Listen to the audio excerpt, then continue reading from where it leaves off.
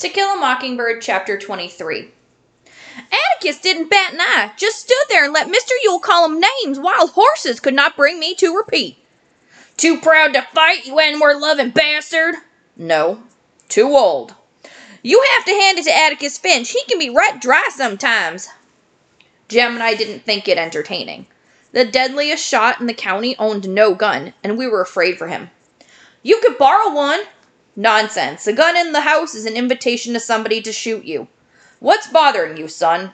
Mr. Yule, we're scared for you and we think you ought to do something about him. Jem, see if you can stand in Bob Yule's shoes for a minute. I destroyed his last shred of credibility at that trial, so spitting in my face and threatening me saved Mayella Yule one extra beating, that's something I'll gladly take. He had to take it out on somebody, and I'd rather it be me than that house full of children out there. You understand? We don't have anything to fear from Bob Yule. He got it all out of his system that morning. I wouldn't be so sure of that, Atticus. His kind do anything to pay off a grudge.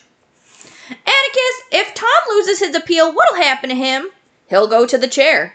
Not time to worry yet, Scout. We've got a good chance. It all goes back to the jury. We ought to do away with juries.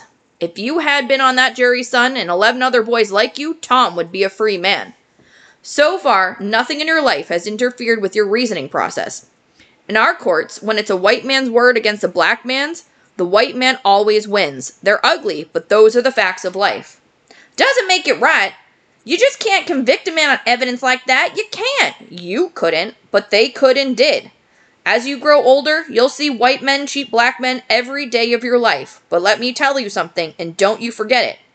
Whenever a white man does that to a black man, no matter who he is, how rich he is, or how fine a family he comes from, that white man is trash. Don't fool yourselves. It's all adding up, and one of these days we're going to pay the bill for it. I hope it's not in you children's time.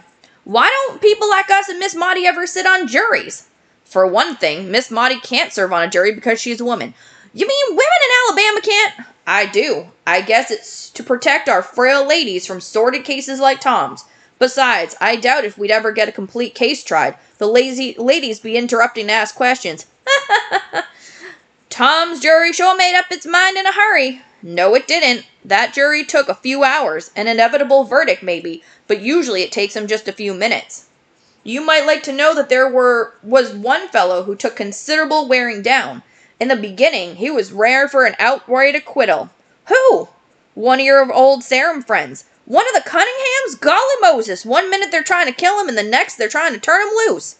Soon school starts, I'm going to ask Walter home to dinner. We'll see about that.